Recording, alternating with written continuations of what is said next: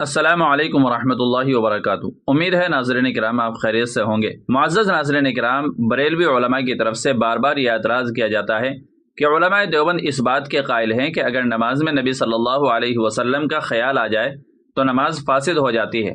تو چلیے آج اس سلسلے میں ہم دارالعلوم دیوبند کا فتویٰ ہی دیکھ لیتے ہیں کہ دارالعلوم دیوبند سے اس سلسلے میں کیا فتویٰ جاری کیا جاتا ہے۔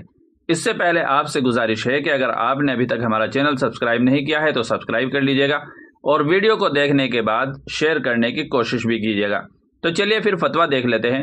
چنانچہ کسی سائل نے دارالعلوم دیوبند سے سوال کیا، حضور صلی اللہ علیہ وسلم کا نماز میں خیال آنا، کیا فرماتے ہیں مفتیان کرام کہ دوران نماز میں اگر حضور صلی اللہ علیہ وسلم کا خیال آ جائے تو کیا نماز فاسد ہو جاتی ہے؟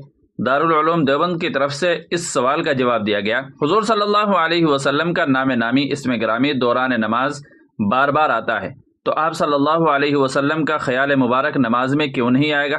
ایسے خیال سے تو نماز اعلیٰ درجے کی ہو جاتی ہے، نہ کہ فاسد ہوگی۔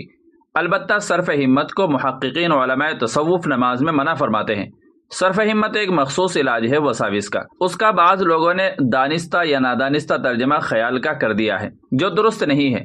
صرف ہمت صوفیاء کرام کی مخصوص اصطلاح ہے، اس کا مخصوص طریقہ ہے۔ الغرض حضرت نبی اکرم صلی اللہ علیہ وسلم کا خیال آنے سے نماز کے فاسد ہونے کا کوئی قائل نہیں ہے۔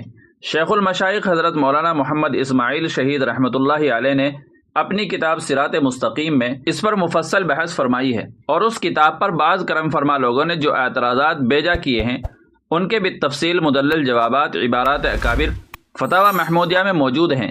ایک چھوٹی سی کتاب غلط فہمیوں کا ازالہ ہے، حضرت مولانا الحاج قاری محمد طیب صاحب علیہ الرحمہ کی تصنیف ہے، مکتبہ دارالعلوم دیوبند سے شائع ہوئی ہے۔ اس کو منگا کر اطمینان سے بار بار پڑھیے، پھر کچھ اشکال رہے تو لکھیے، مزید تفصیل انشاءاللہ العزیز اس وقت لکھ دی جائے گی۔ واللہ تعالی عالم۔ دارالفتہ دارالعلوم دیوبند۔ تو ناظرین کرام، اس فتوے سے پتہ چلا کہ بریلوی علماء کا یہ اعتراض بیجا ہے، اور وہ اپنی طرف سے اس طرح کا اعتراض کرتے ہیں تاکہ وہ علماء دیوبند کو کسی نہ کسی طریقے سے نشانہ بنا سکے۔ امید ہے کہ ویڈیو اچھی لگی ہوگی، لائک اور شیئر ضرور کر دیجیے گا، اور چینل پر پہلی بار آئے ہوں تو سبسکرائب بھی کر لیجیے گا۔